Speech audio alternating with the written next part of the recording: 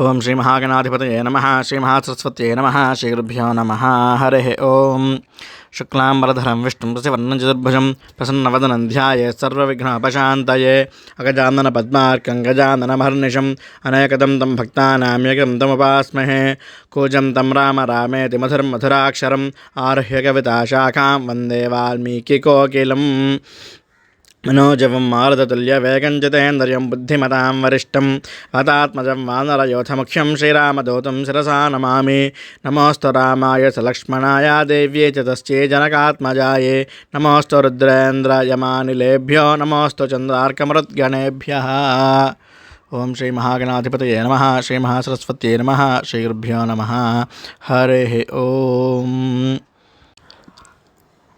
శ్రీమద్ వాల్మీకి రామాయణము సుందరకాండ 2వ సర్గ. హనుమంతుడు ఏమాత్రము అలసల చెందకుండా 100 యోజనముల దూరము కల దక్షిణ సముద్రమును దాటి లంకాద్వీపంలో ప్రవేశించాడు. త్రికుట పర్వతము మీద నిలబడి లంకానగరమును చూచాడు. లంకానగరములో ఉన్న అనేక రకములైన వృక్షజాతులు పుష్పలతలను చూచాడు హనుమంతుడు. అనేకములైన సరోవరములు ఉద్యానవనములను చూచాడు. లంకానగరము మరో అమరావతిని తలపిస్తూ ఉంది. ఆ లంకానగరము పూర్వము విశ్వకర్మచే నిర్మించబడినది. ఆ లంకానగరము మొదట కుబేరునికి చెందినది. లంకానగరము చుట్టూ పెద్ద అగర్తను చూచాడు. అగర్త అంటే శత్రువులు నగరంలోకి ప్రవేశించకుండా కోట చుట్టూ గొయ్యి తవ్వి దానిలో నీటిని నింపి అందులో మొసళ్ళు మొదలగు క్రూర జంతువులను వదులుతారు. దాని పేరు అగర్త మరియు పరిఖ అని అంటారు. అలా ఆ లంకానగరం చుట్టూ అగర్త ఉంది. ఆ లంకానగరము పర్వతము మీద ఉండడం వలన గాలిలో తేలుతున్న నగరంలా ప్రకాశిస్తూ ఉంది. లంకానగరంలో తెల్లటి ఎత్తైన భవనములు, విశాలమైన వీధులు, వందల కొద్దీ కోటలు, కోట బురుజులు, భవనముల మీద ఎగురు పతాకములు, ధ్వజములతో లంకానగరము దేవేంద్రుని రాజధాని అమరావతిని తలపిస్తూ ఉంది. లంకానగరము చుట్టూ బంగారు ప్రాకారం ఉంది. లంకానగరమును అనుక్షణము ఆయుధములు ధరించిన సైనికులు కాపలా కాస్తూ ఉన్నారు. లంకానగర కోట గోడల మీద శతఘ్నుల అమర్చబడి ఉన్నాయి. లంకానగరమునకు అమర్చబడిన పటిష్టమైన రక్షణా విధానమును, చుట్టూ ఉన్న సముద్రమును చూచి రావణుడిని అంత సులభంగా గెలవలేమని అనుకున్నాడు హనుమంతుడు. దేవతలకే గెలవశక్యం కాని ఈ లంకానగరము వానరులు ఎలా గెలవగలరు అనేటటువంటి సందేహం పడ్డాడు హనుమంతుడు. రాముడు స్వయంగా వచ్చిన రావణుని గెలిచి లంకను స్వాధీనం చేసుకోవడం అంత సులభం కాదు అని అనుకున్నాడు హనుమంతుడు. ఇంకా ఇలా ఆలోచిస్తున్నాడు. ఈ రాక్షసులు సామ దాన భేద ఉపాయములకు లొంగరు. ఇక యుద్ధమే శరణ్యము.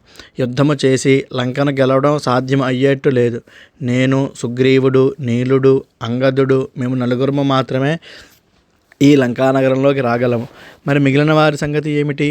ముందు నేను పోయి సీత ఎక్కడ ఉన్నదో తెలుసుకోవాలి.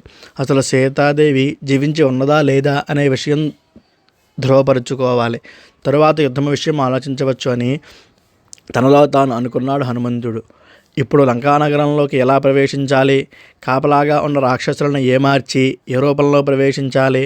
నేను ఈ రూపంలో లంకలోకి వెడితే రాక్షసులు పట్టుకుంటారు. కాబట్టి రాక్షసులను ఏదో విధంగా వంచించి సీతాదేవిని వెతకాలి అని ఆలోచిస్తున్నాడు హనుమంతుడు. కానీ హనుమంతుని ఆలోచనలో ఎంతకో ఒక కొలిక్కి రావడం లేదు.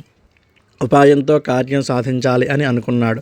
ఏమి చేసినా ఇతరుల కంట పడకుండా, కనపడకుండా ఉన్న అతి చిన్న రూపమును ధరించి లంకలో ప్రవేశించాలి. సీతను వెతకాలి. రామకార్యము చెడిపోకుండా నెరవేర్చాలి. ఒంటరిగా సీతను చూచినప్పుడు ఎవరైనా చూస్తే ఏం చెయ్యాలి? అసలు సీతాదేవి కనపడిన తరువాత ఆమె దగ్గరకు ఎలా వెళ్ళాలి? ఎక్కడ ఏ చిన్న పొరపాటు జరిగినా మొత్తం కార్యం చెడిపోతుందే. స్థిరమైన మనసు లేకుండా పనులు చేస్తే ఆ పనులు చెడిపోవడం తథ్యం. నాకు అన్నీ తెలుసు అని అహంకరిస్తే ఆ అహంకార్యంతో తప్పులు చేయడం, ఆ కార్యము చెడిపోవడము జరుగుతుంది. 100 యోజనముల సముద్రమును దాటిన ఫలము చిన్న పొరపాటుతో సర్వనాశనం అవుతుంది. అలా కాకుండా కార్యము ఎలా నిర్విఘ్నంగా నెరవేర్చాలి? పొరపాటున నేను రాక్షసుల కంటపడితే రాముని కార్యము సమూలంగా నాశనం అవుతుంది. ఒకవేళ రాక్షస రూపంలో సంచరిస్తే అప్పుడు కూడా రాక్షసులు నన్ను గుర్తుపడితే రాక్షసులకు తెలియకుండా వాళ్ళలో ఒక రాక్షసుడిగా లంకలో సంచరించడం అతి కష్టం. లంకలో రాక్షసులకు తెలియని ప్రదేశము లేదు. వారికి తెలియకుండా గాలి కూడా లంకలో చొరబడలేదు. నేను ఈ రూపంలో లంకలో ప్రవేశిస్తే రాక్షసులు నన్ను పట్టుకుని చంపుతారు. కాబట్టి అతి చిన్న రూపంతోనే ఈ రాత్రికి లంకలో ప్రవేశించాలి. రాక్షసులకు కనపడకుండా సీతాదేవిని వెతకాలి. అదే ప్రస్తుతము మన కర్తవ్యము. ఈ రాత్రికి లంకానగరంలో ప్రవేశించి రావణుని మందిరము అంతా సీత కోసం వెతుకుతాను అని నిశ్చయించుకున్నాడు హనుమంతుడు. చీకటి పడేదాకా వేచి ఉన్నాడు. సూర్యుడు అస్తమించాడు. చీకట్లో నలుమూలలా అలుముకున్నాయి. అప్పుడు హనుమంతుడు అతి సూక్ష్మ రూపము అనగా అతి చిన్న రూపము ధరించి దాదాపు ఒక మార్జాలము అంత రూపం ధరించాడు. చకచకా ఎగురుతూ సుందరమైన లంకానగరంలోకి ప్రవేశించాడు హనుమంతుడు. లంకానగరాన్ని తేరిపారా చూశాడు. పైకి కిందకి చూచి లంకానగరంలో ఎత్తైన భవనాలు బారులు తీరి ఉన్నాయి. బంగారు వెండి స్తంభాలతో ప్రకాశిస్తున్నాయి. ఆ ఎత్తు అయిన భవన పైభాగములకు స్ఫటికములు మణులు అమర్చబడి ఉన్నాయి. హనుమంతుడు ఆ లంకానగరము ఆశ్చర్యంగా చూస్తున్నాడు. ఇంత పెద్ద నగరంలో సీతను కనుక్కోవడం సాధ్యమా అని దిగులు పడుతున్నాడు. ఆ నగరం అంతా భయంకరమైన రాక్షసులు అనుక్షణం కాపలా కాస్తున్నారు. వారి కంటపడకుండా సీతాదేవిని ఎలా వెతకడం అనే సందేహం పట్టుకుంది హనుమంతుడికి. ఇంతలో చంద్రోదయం అయింది. చంద్రుడు చల్లటి వెన్నెల కురిపిస్తున్నాడు. లంకానగరము సీతను వెతకడానికి హనుమంతుని సాయం చేయడానికి అన్నట్టు చంద్రుడు ఆకాశంలో పైకి వస్తున్నాడు.